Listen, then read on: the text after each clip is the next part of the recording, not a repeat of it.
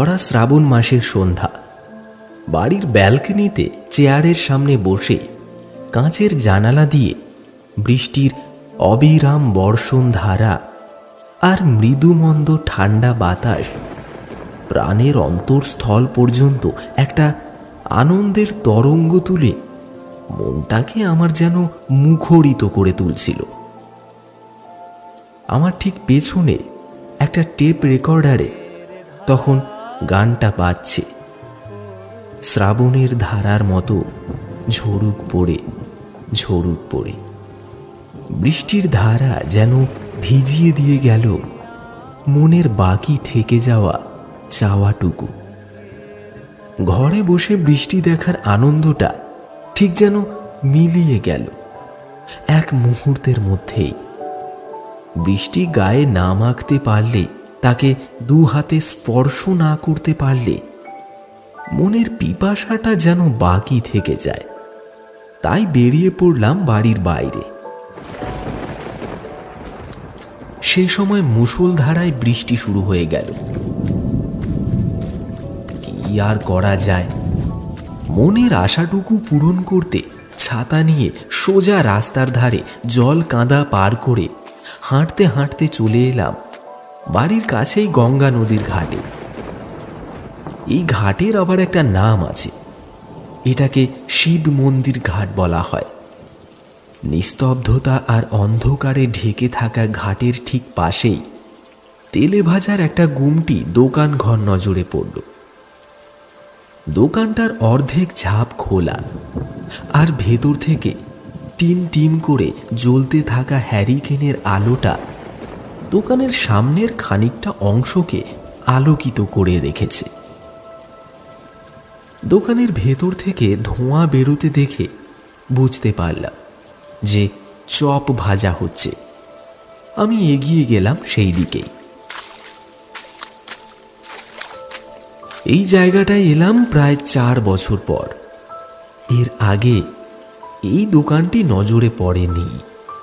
বোধহয় খুব বেশি দিন হয়নি দোকানটা এখানে হয়েছে। আমি এগিয়ে গেলাম দোকানটার কাছে। দোকানের ভেতরে একজন বয়স্ক বৃদ্ধ লোককে দেখতে পেলাম। তিনি উনুনে চপ ভাজছেন। 2 আলুর চপের অর্ডার দিয়ে দাঁড়িয়ে বৃষ্টি ভেজা রাতের অন্ধকারে সামনে যত দূর চোখ যায় তত দূর পর্যন্ত গঙ্গা নদীটাকে দেখছি। ওপারের নিয়ন বাতির আলোগুলো জলের ওপর পড়ে জলের তরঙ্গের ধারাটাকে নির্দেশ করছে। আরে ও মশাই, এই যে আপনার সব হয়ে গেছে, আসুন আসুন নিয়ে যান। খানিকক্ষণ বাদে গুমটি দোকান থেকে বৃদ্ধ লোকটির ডাক শুনে তেলে ভাজার দোকানটার সামনে ফিরে গিয়ে গরম গরম তেলে ভাজা খেতে খেতে আবার ফিরে এলাম ঘাটের একটা টিনের শেডের তলায়।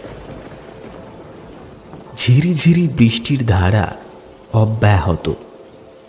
গাছের পাতায় হাওয়া আর বৃষ্টির ঝিরিঝিরি শব্দ মিলেমিশে একাকার হয়ে গেছে। দূরে কয়েকটা ডিঙি নৌকো দেখা যাচ্ছে, তারা বোধহয় মাছ ধরতে ব্যস্ত। এই সময় গঙ্গায় বেশিরভাগ জেলেরাই ইলিশ মাছ ধরে, তাই রাতের দিকেই জোয়ার এলে তাদের নৌকোর আনাগোনা গঙ্গার বক্ষের সর্বত্র নজরে পড়ে। টিমটিমে আলোতে ডিঙি নৌকা থেকে মাঝে মধ্যে তাদের ব্যস্ততাকে নজরে পড়ে।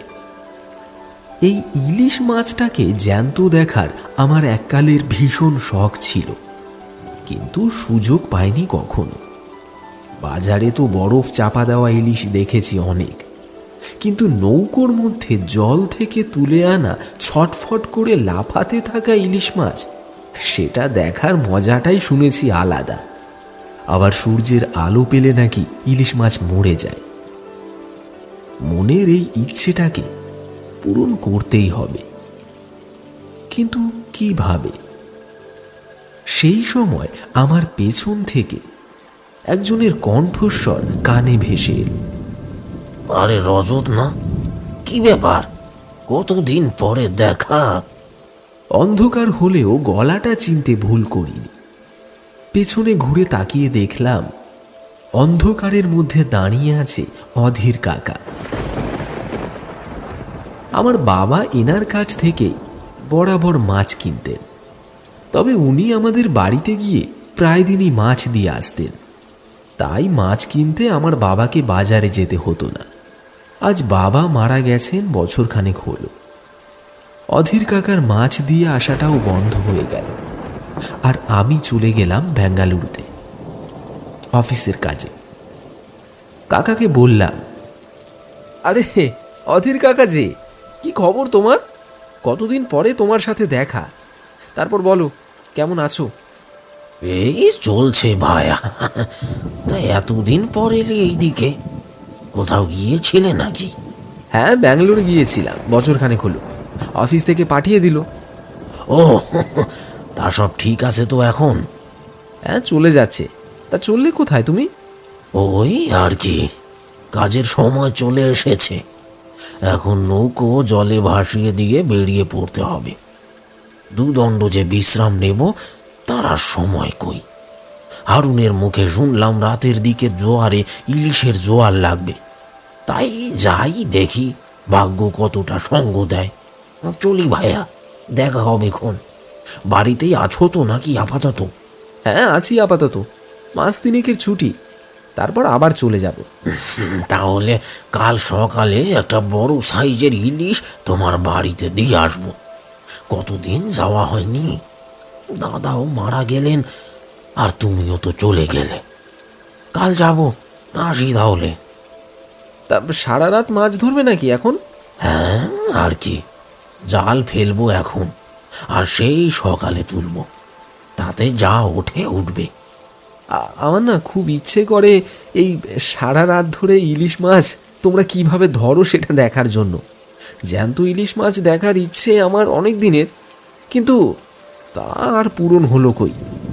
সে তো অনেক কষ্ট বাবা, তুমি কি পারবে? খুব পারবো। তা নিয়ে যাবে নাকি আমাকে তোমার সঙ্গে? আমার আর কি, তবে আমার নৌকোতে কিন্তু শোয়ার জায়গা কম। ঘুমোতে চাইলে তা কিন্তু হবে না বাপু, একটুখানি কষ্ট করতে হবে। আহা, ঘুমোতে কি আর যাচ্ছি? ঘুমিয়ে পড়লে মনের বাসনা পূর্ণ হবে কি করে শুনি? তাহলে চলো, ওই দিকটার ঘাটে আমার নৌকোটাকে বেঁধে রেখেছি। এসো এসো, আমার সঙ্গে এসো।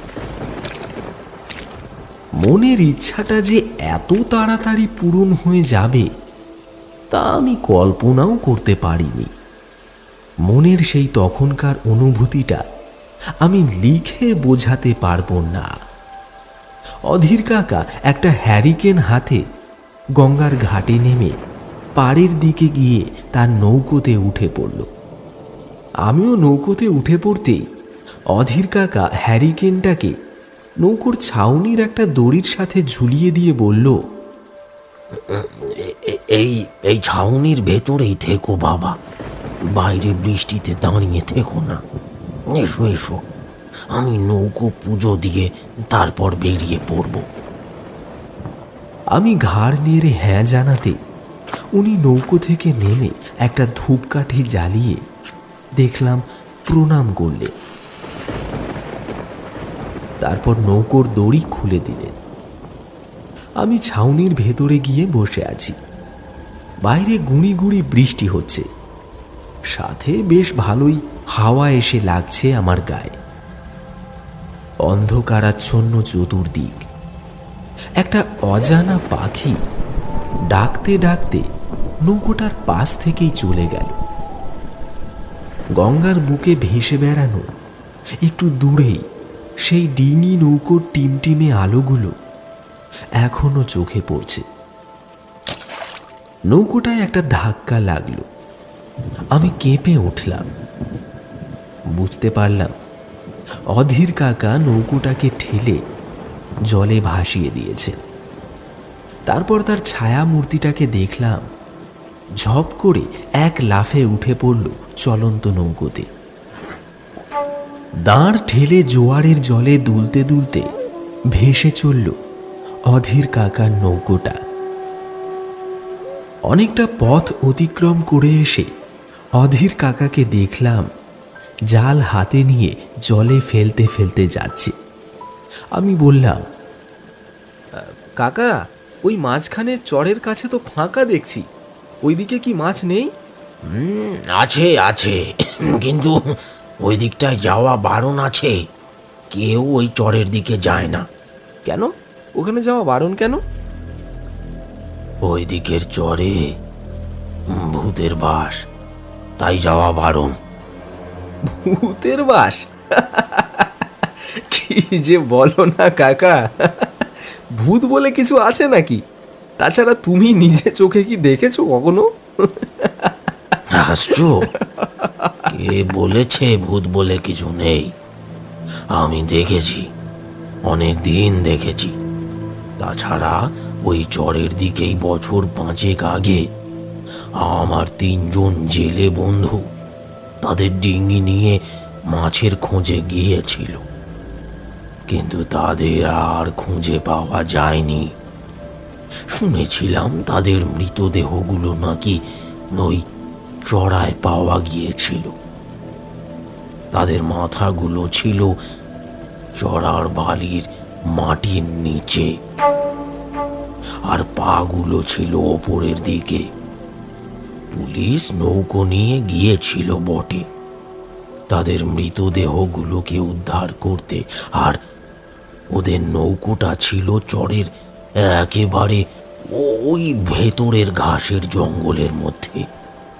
এইবার তুমি বলো, চর থেকে নৌকোটাকে তুলে নিয়ে ওই অতটা ওপরে এত বড় বড় ঘাসের জঙ্গলের মধ্যে টেনে নিয়ে গেল কে? তুমি ভুল শুনেছ, খোঁজ নিয়ে দেখো, এখানে অন্য কোনো ব্যাপার ঘটেছে, ভূতে করেছে। সত্যি তুমিও পারো কাকা। আচ্ছা, তাহলে তুমি আমাকে ভূত দেখাতে পারবে? কপাল ভালো থাকলে আজকেও দেখতে পারো। তবে রাতের দিকে মাঝে মধ্যে নৌকোয় সে এসে চেপে বসে পড়ে, আর আর একটা দুটো মাছ খেয়ে চলে যায়। সে সে আবার কে?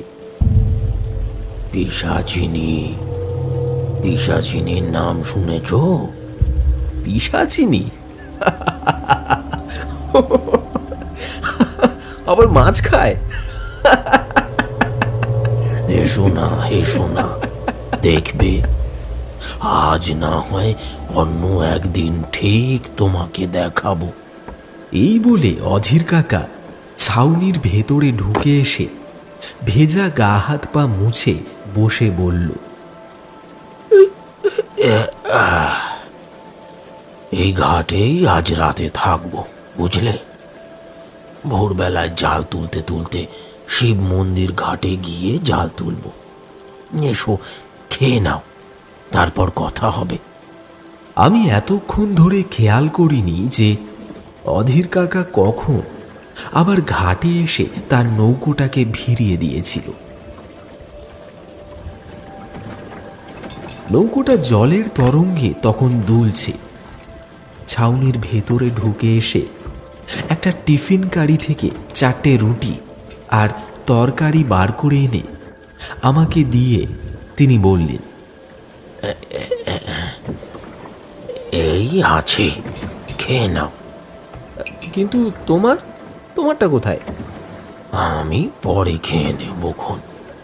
আসার সময় বাড়ি থেকে ভাত খেয়ে এসেছিলাম, তাই এখন আর খিদেটা নেই। তুমি খাও, আমি ঘাটে নেমে নৌকোটাকে ভালো করে বেঁধে দিয়ে আসি। তার সাথে জালটাকেও একবার দেখতে হবে। তুমি ভেতরেই থেকো, যেন বাইরে বেরিও না একদম। এই বলে অধীর কাকা চলে গেলেন। ঝপ করে একটা শব্দ হলো, আর নৌকোটাও খানিকটা দুলে উঠল। বুঝতে পারলাম কাকা জলে নেমে ঘাটের দিকে অন্ধকারের মধ্যে থেকে কোথাও চলে গেলেন। অগত্যা আমি নৌকোয় একলা বসেই খাবারটা খেতে আরম্ভ করলাম। এমন সময় পাড়ের কোনো এক জঙ্গলের ভেতর থেকে কয়েকটা শেয়াল ডেকে উঠল। শরীরটা কেমন যেন কেঁপে উঠল আমার। মনের মধ্যে কেমন যেন একটা অস্বস্তি হচ্ছিল। বৃষ্টিটা খানিকটা কমে এসেছে, কিন্তু অনেকক্ষণ হয়ে গেল অধীর কাকার দেখা নেই। আমি খাওয়া দাওয়া শেষ করে হাত ধুয়ে ছাউনি থেকে মাথা বের করে অন্ধকারের মধ্যেই পাড়ের দিকে চেয়ে দেখলাম, কিন্তু না, আশেপাশে কেউ কোথাও নেই। এরপর আমি ছাউনি থেকে বাইরে বেরিয়ে এসে দাঁড়িয়ে ভালো করে চারিদিকে তাকিয়ে দেখলাম। গঙ্গায় এতক্ষণ ভাসমান ছোট ছোট ডিঙি নৌকোগুলোকেও আর কোথাও দেখতে পেলাম না। বোধহয় ওপারের কোথাও তারা তাদের ডিঙি নৌকোগুলোকে বেঁধে রেখেছে আর ভোরের অপেক্ষা করছে। অধীর কাকাই বা কোথায় গেল? এদিক ওদিক দেখছি আর ভাবছি, কি জানি বাবা, ঘাটের আশেপাশেই আছে বোধহয়। ভোরের দিকেই হয়তো ফিরে আসবে, আর না হয় এতক্ষণ ধরে জলের মধ্যে যে জাল ফেলে এসেছে সেটাই বোধহয় দেখতে গেছে। এইসব ভাবছি যখন, তখন আবার হঠাৎ মুষলধারে বৃষ্টি নেমে গেল। আমি ছাউনির ভেতর আবার ঢুকে পড়লাম। বৃষ্টির ছাট গায়ে এসে লাগছিল, তাই ছাউনির সামনেটায় বৃষ্টির ছাট থেকে বাঁচার জন্য একটা প্লাস্টিকের পর্দা টানানোর ব্যবস্থা ছিল। আমি সেটা দিয়েই ছাউনির সামনের অংশটাকে ঢেকে দিয়ে হ্যারিকেনের আলোটাকে সামান্য একটুখানি কমিয়ে দিয়ে বসে আছি, পেছনে বেড়ার বাঁশের খুঁটিতে হেলান দিয়ে। এখন বেশ ঘুম ঘুম পাচ্ছে। ছাউনির চালে ঝুপ ঝুপ করে জলের ফোঁটা পড়ছে, হাওয়াতে নৌকোটাও সামান্য দুলছে, আর কুলকুল শব্দ করে নদীর জলের স্রোতের শব্দ ভেসে আসছে। হাওয়ার দাপটে সামনে টানানো প্লাস্টিকের পর্দাটা ফটফট শব্দ তুলে মাঝে মধ্যে নড়ে চড়ে উঠছে। ধীরে ধীরে আমার চোখে ঘুম জড়িয়ে এলো। আমি একসময় ঘুমিয়ে পড়লাম। বেশ খানিকক্ষণ ঘুমিয়েছিলাম, কিন্তু একটা ঝাঁকুনিতে আমার ঘুমটা ভেঙে গেল। চমকে উঠে চোখ খুলে বসে পড়ে আমি দেখলাম নৌকোটা বেশ ভালো রকমেই দুলে দুলে উঠছে। গঙ্গায় বান এলো নাকি, এছাড়া আর কোনো কথা মনে এলো না।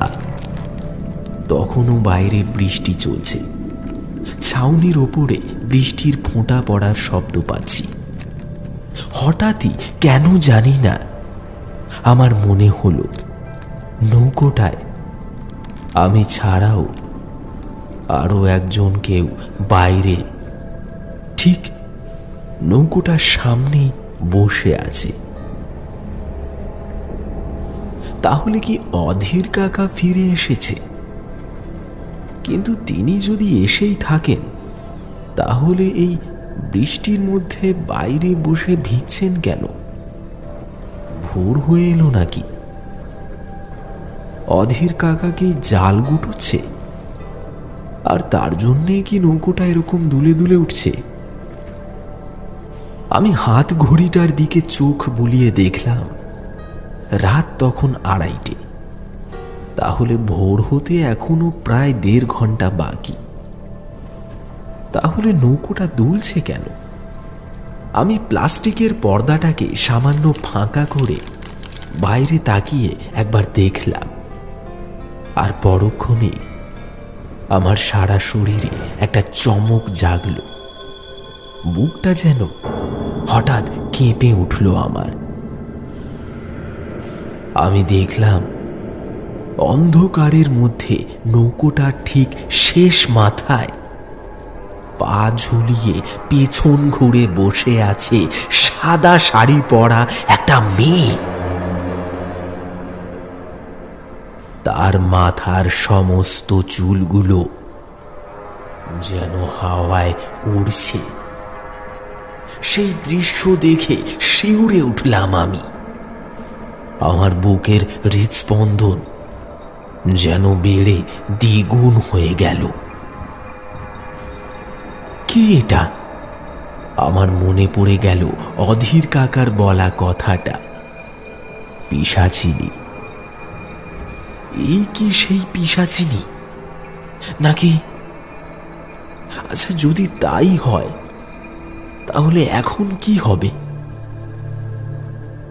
যদি সে আমাকে কোনো রকমে দেখে ফেলে তাহলে তো গঙ্গার মাঝের চটটায় নিয়ে গিয়ে আমাকে বালি কাঁদায় ডুবিয়ে মারবে, আর অধীর কাকার নৌকোটাকে নিয়ে গিয়ে ফেলবে একেবারে চরের মাঝখানের ঘাসের জঙ্গলের মধ্যে।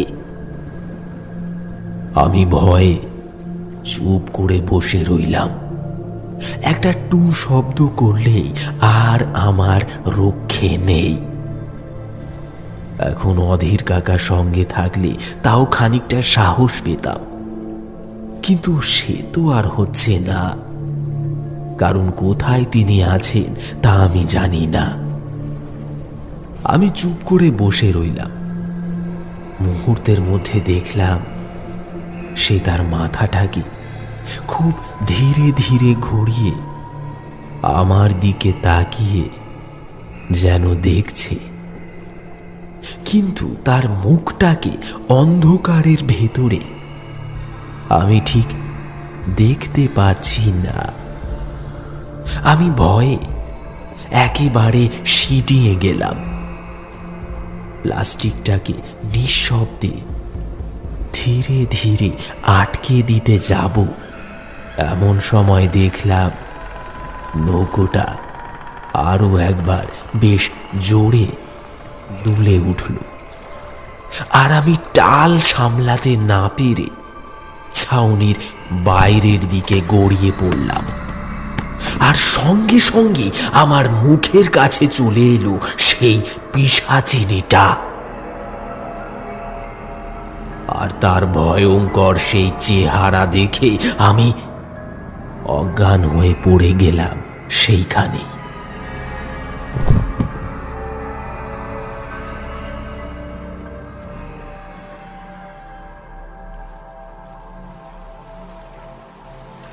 কতক্ষণ সময় পেরিয়েছে আমি জানি না। একটা তীব্র আলো চোখে পড়তেই আমার জ্ঞান ফিরল। চোখ খুলেই দেখলাম সকালের রোদ এসে মুখে পড়েছে। আমি নৌকোটার মধ্যেই গতকাল রাতে শুয়ে আছি। আমি উঠে বসলাম।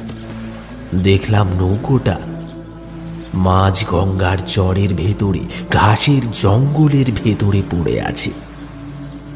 আমি বুঝতে পারলাম আমার বাড়ি ফেরার পথ সেই ওপারের দিকে।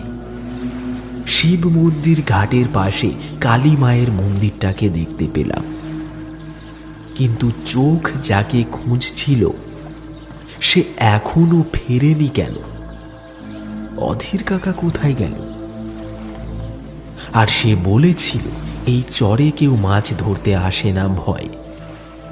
তাহলে সে গতকাল রাতে এই ঘাটে কেন এলো? কথাটা ভাবতে ভয়ে আমার শরীরটা কেঁপে উঠল। ঘাট কোথায়?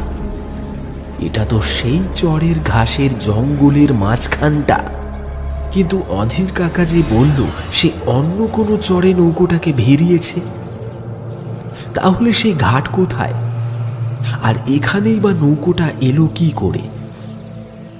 আকাশ পাতাল চিন্তা করেও আমি ব্যাপারটা কুল কিনারা কিছুই করতে পারলাম না। হঠাৎ একটা ডিঙি নৌকোকে দেখলাম এই চরের দিকেই এগিয়ে আসছে। আমি উঠে গিয়ে ঘাসের জঙ্গল পেরিয়ে চরের কাছে নেমে নৌকোর মাঝিকে হাত নেড়ে ডাকলাম, এই যে শুনছেন, এইদিকে এইদিকে আমাকে দেখতে পাচ্ছেন? ও মশাই, এইদিকে আমাকে দেখছেন? এই যে এদিকে। মাঝি আমায় দেখতে পেল।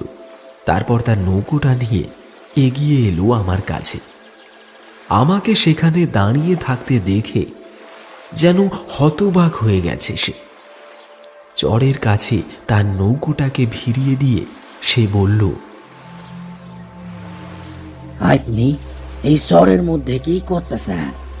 এইখানে আইলেনি বা কি কইরা? শিগগিরই আমার ডিঙাটায় ওইটা আসেন। নৌকোটা কাছে আসতেই আমি উঠে পড়লাম। মাঝি ভাই দাঁড় ঠেলে চরের কাছ থেকে খানিকটা দূরে চলে আসতেই আমি পেছনে ঘুরে চড়ার ঘাসের জঙ্গলের দিকে চেয়ে আঁতকে উঠলাম। এ কি? এ তো একটা ভাঙা নৌকো। এই নৌকোতে করে কি আমি গতকাল রাতে অধীর কাকার সাথে মাছ ধরতে গেছিলাম? নৌকোটারও নিচের দিকে তো বিশাল বিশাল ফুটো, আর নৌকোর সমস্ত কিছু ভাঙা। আর ছাউনি কোথায়? সেখানে তো ছাউনি বলে কিচ্ছু নেই।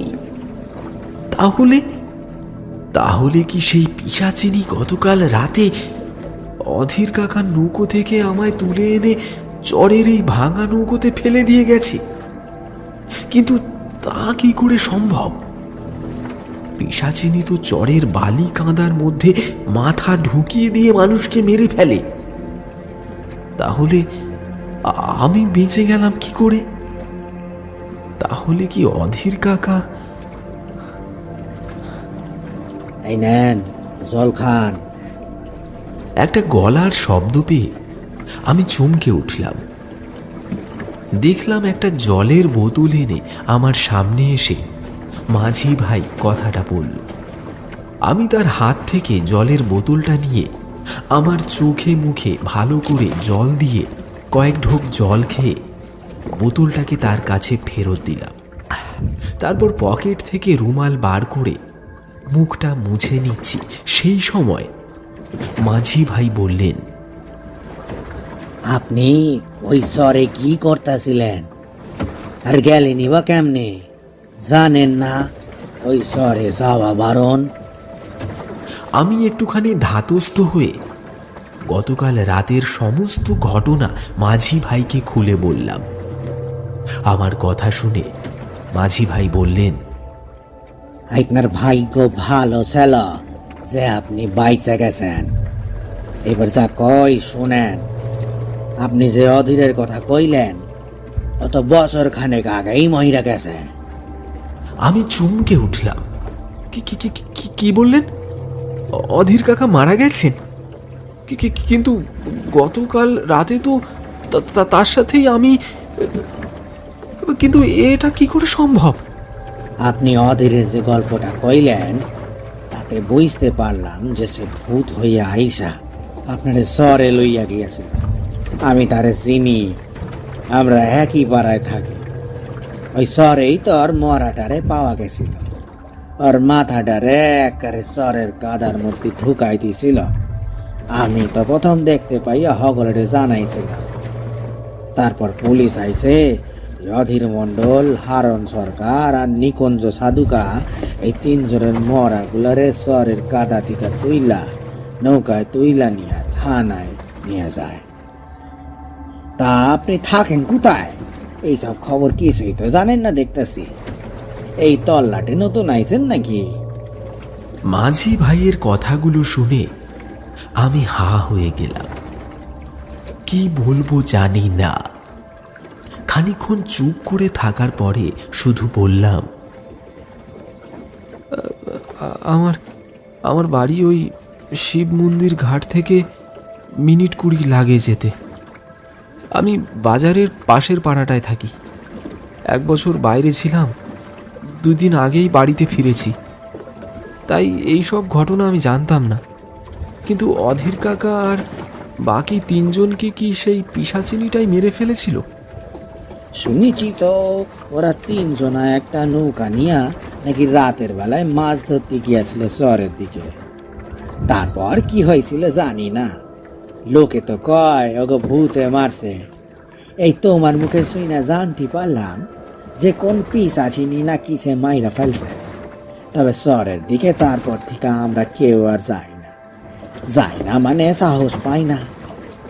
অনেকে নাকি মইরা যাওয়ানোর পরেও ওই অধীর আর বাকি দুইজনের রাতের বেলায় ওই নৌকায় বইসা থাকতে দেখছিল। তাই ওই মুখে যাইতে আমার আর সাহস হয় না। মাঝি ভাইয়ের কথাটা শুনে এইবার বুঝতে পারলাম পুরো ব্যাপারটা আসলে কি। তাই আর কিছু বললাম না। আমাকে শিব মন্দির ঘাটের কাছে নামিয়ে দিয়ে মাঝি ভাই তার নৌকো নিয়ে চলে গেল। আমি বাড়ি ফিরে এলাম, কিন্তু আজ পর্যন্ত এই ঘটনার কথা আমি কাউকে বলিনি। আজ তোমাদের বললাম। জানি না তোমরা এই ঘটনাটা বিশ্বাস করবে কি না, কিন্তু আমি সেই দিন রাতে নৌকোর মধ্যে সেই পিশাচিনীটাকে দেখেছিলাম, আর তার রূপ আজও আমার স্বপ্নে এসে আমাকে চমকে দিয়ে যায়। আমার ঘুম ভেঙে যায়। এই ঘটনাটার দিন দুয়েক পরেই আমাদের পাশের মাছ বাজারে গিয়ে একজন মাছ বিক্রেতাকে অধীর কাকার কথাটা জিজ্ঞেস করতেই তিনি মাঝি ভাইয়ের কাছে শোনা সেই ঘটনাগুলোই আমায় বললেন। আর তারপর থেকে ওই শিব মন্দির ঘাট চত্বরে আমি আর আজ পর্যন্ত যাইনি। তোমাদের বিশ্বাস না হয় চলে এসো একদিন এইরকমই শ্রাবণ মাসের বৃষ্টির দিনে। আশা করি আজও অধীর কাকা তার নৌকো নিয়ে অপেক্ষা করে আছে তোমাকে জ্যান্ত ইলিশ মাছ দেখাবে বলে। একবার যাবে নাকি?